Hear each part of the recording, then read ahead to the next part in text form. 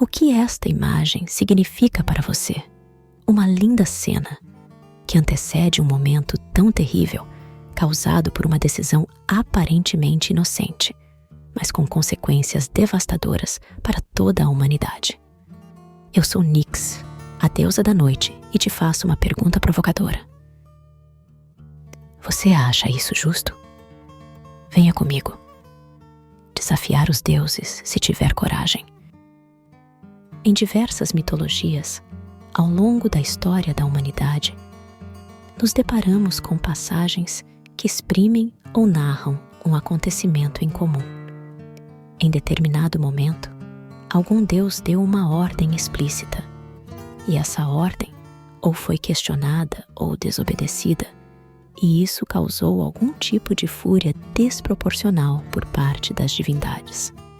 Na mitologia suméria, o deus Enki come as plantas proibidas no jardim de Dilmun, um paraíso semelhante ao Éden. A deusa Ninhursag, irritada, amaldiçoa Enki com doenças em várias partes de seu corpo. Mais tarde, Ninhursag é convencida a curá-lo, criando várias deidades a partir das partes de seu corpo doente. Prometeu, um titã na mitologia grega, rouba o fogo dos deuses e o dá para os humanos, concedendo-lhes a capacidade de pensar, criar e se desenvolver. Este ato de rebeldia contra os deuses resulta em uma punição severa para Prometeu.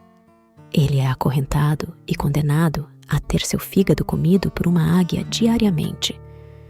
E também traz consequências para a humanidade, como o envio de Pandora, cuja caixa libera todos os males no mundo, deixando apenas a esperança. Na mitologia japonesa, os deuses Izanami e Izanagi criam as ilhas do Japão. No entanto, Izanami morre ao dar à luz o deus do fogo. Izanagi, devastado, tenta trazê-la de volta do submundo, mas falha ao vê-la em sua forma decrépita. Esta ação marca a separação entre o mundo dos vivos e o mundo dos mortos, introduzindo a mortalidade. No cristianismo, Deus cria um paraíso perfeito para os 2 primeiros humanos. Lá, eles poderiam desfrutar de toda a criação, dominar e controlar todas as criaturas e viver em paz, contanto que mantivessem sua ignorância. Esse é o mote principal da parábola de Adão e Eva e sua fatídica queda. Se olharmos apenas pela superfície, a história conta uma parábola bem direta. Não ouse desobedecer às ordens diretas de Deus. Mas existe mais escondido nas sombras dessa lenda. Sombras que precisam ser expostas à luz. A árvore a qual a mitologia se refere não tem outro nome senão a árvore do conhecimento do bem e do mal. Na mitologia suméria, a árvore da vida está relacionada à deusa Inanna, ou Ishtar, e ao deus Enki. A árvore é um símbolo de imortalidade, poder e, em alguns textos, conhecimento. A árvore Hulupu, que cresce nas margens do rio Eufrates, também tem uma ligação com Inanna e reflete a ideia de uma árvore sagrada. Além disso, é associada a um ciclo de criação, fertilidade e divindade. Na mitologia nórdica, Yggdrasil é a árvore do mundo, um enorme freixo que conecta os 9 reinos da cosmologia nórdica. É a fonte de sabedoria, e aqueles que se aproximam dela podem ganhar grande conhecimento. Odin, por exemplo, se pendura em Yggdrasil por 9 dias e noites, sacrificando-se para obter o conhecimento das runas, símbolos de sabedoria e poder. Na tradição budista, a árvore de Bodhi, uma figueira sagrada, é o local onde Siddhartha Gautama, o Buda, atingiu a iluminação. Ele meditou sob essa árvore até alcançar o entendimento supremo da natureza da realidade, sofrimento e libertação, um estado conhecido como estado de Buda ou iluminação. Na mitologia hindu, a árvore de jambu também chamada de Jambudvipa, é uma árvore sagrada que cresce no centro do mundo. Ela é associada ao conhecimento e à criação. O fruto desta árvore é descrito como tendo propriedades divinas e, em algumas versões, quem consome seus frutos recebe uma forma de imortalidade ou sabedoria. Na tradição esotérica da Cabala judaica, a árvore da vida é um diagrama místico que representa os diferentes aspectos da existência e da emanação de Deus no universo. Ela é uma metáfora para o conhecimento e o caminho para o entendimento espiritual. Na mitologia maia, a ceiba, ou árvore da vida, é considerada um símbolo central do cosmos. Ela liga o céu, a terra e o submundo e representa a fonte de sabedoria, poder espiritual e força vital. Essa árvore também conecta o mundo dos vivos ao mundo espiritual, simbolizando o eixo central da criação. Na mitologia chinesa, Qianmu é uma árvore sagrada que liga o céu e a terra. Ela é associada ao ciclo de vida, morte e renascimento, além de ser uma ponte entre o reino dos deuses e os mortais. A árvore é vista como um símbolo de imortalidade e sabedoria. E, em algumas versões, aqueles que interagem com essa árvore adquirem poderes ou conhecimento especiais. Fica evidente a relação de várias mitologias em torno do símbolo de uma árvore sagrada, que traz consigo a promessa de conhecimento, poder ou mesmo imortalidade. Voltando ao cristianismo, o paralelo apresentado é um pouco mais enigmático. Deus ordena-os a seguir essa única instrução: jamais comam da maçã.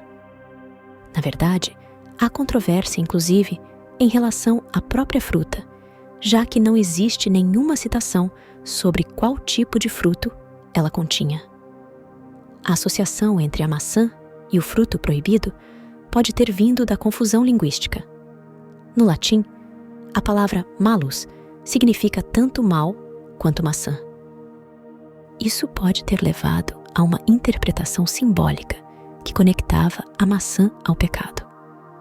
A versão latina da Bíblia, a Vulgata, traduziu o termo hebraico para fruto como pomum, que também pode significar fruta de forma genérica.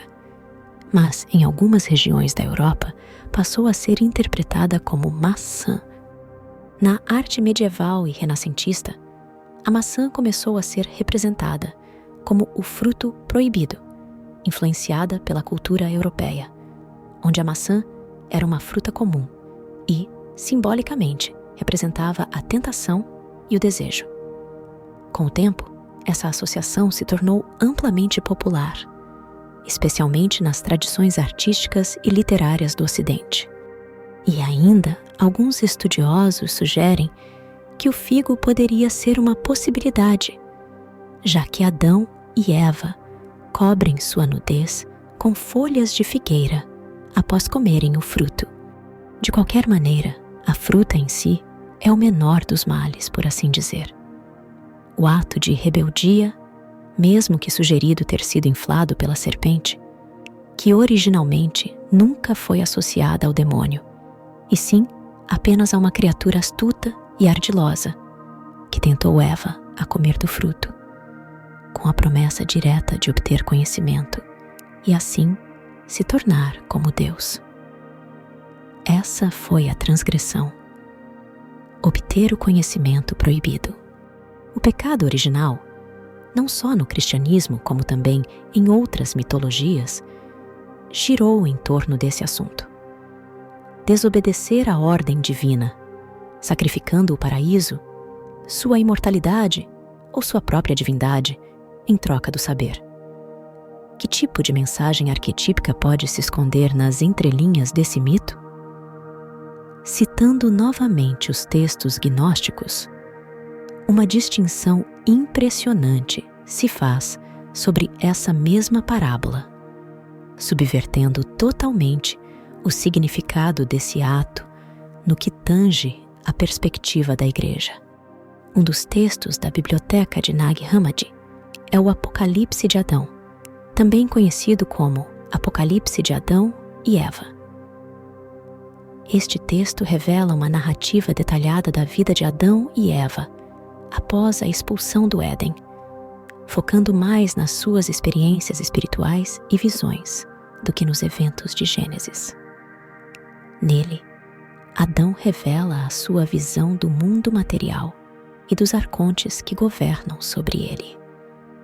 A narrativa detalha a luta de Adão para entender sua condição e a promessa de redenção. O Evangelho de Filipe é um texto gnóstico que explora temas de conhecimento e salvação. Embora não narre a história de Adão e Eva em detalhes, ele faz referência ao simbolismo da serpente e do fruto do conhecimento.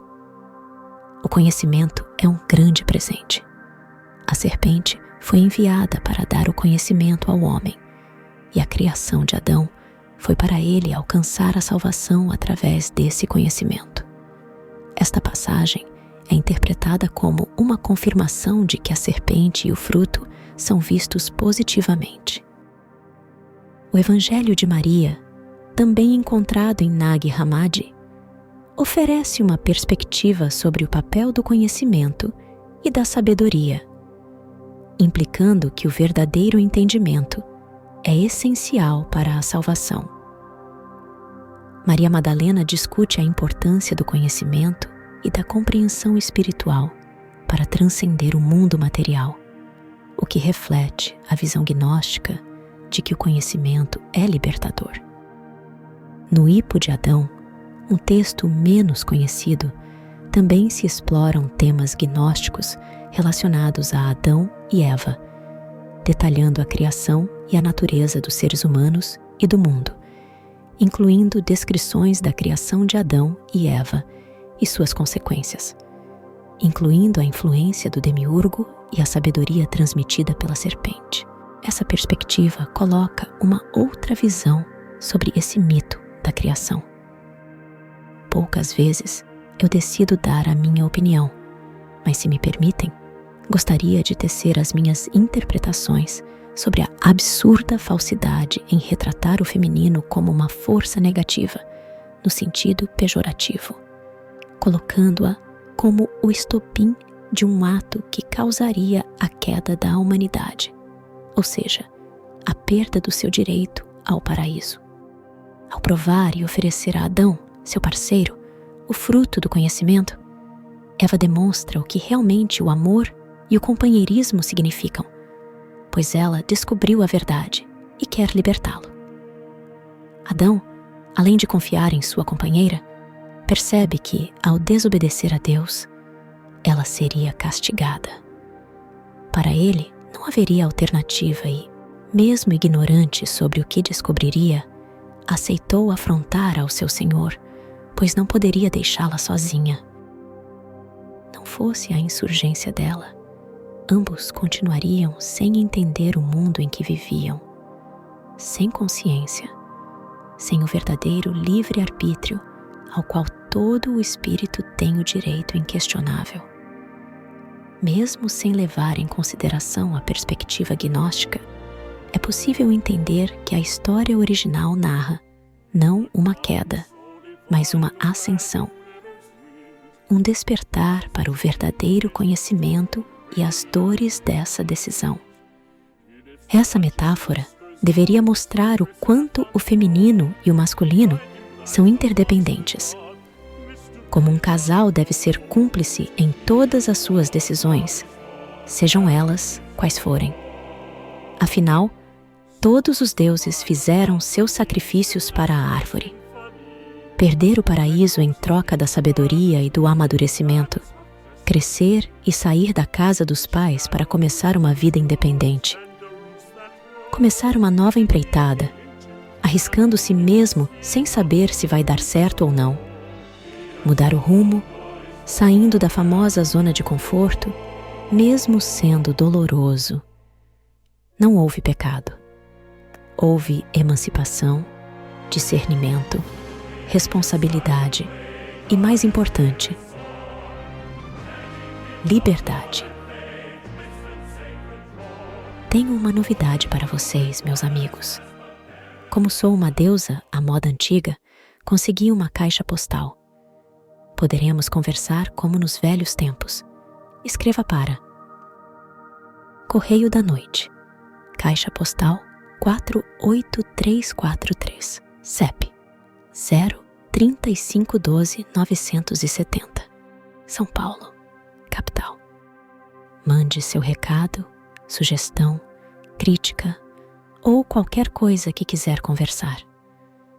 Prometo ler todas e as melhores coloco aqui no canal. E um agradecimento especial para os amigos que deram uma força incrível para o canal, clicando no Valeu Demais. Hoje o abraço da deusa da noite vai para o Marcos Silva. Muitíssimo obrigada. Bom, o que você pensa sobre esse tal pecado original? Faz sentido essa metáfora sobre descoberta, liberdade e a responsabilidade que vem junto dela? Escreva nos comentários. Se gostou do nosso conteúdo, peço com carinho que se inscreva no canal e ative as notificações para não perder nenhum vídeo. Seu like, dislike e comentários são importantíssimos para que eu possa melhorar o canal. Sempre. Muito obrigada por chegar até aqui. E fiquem bem. Sob o véu da noite.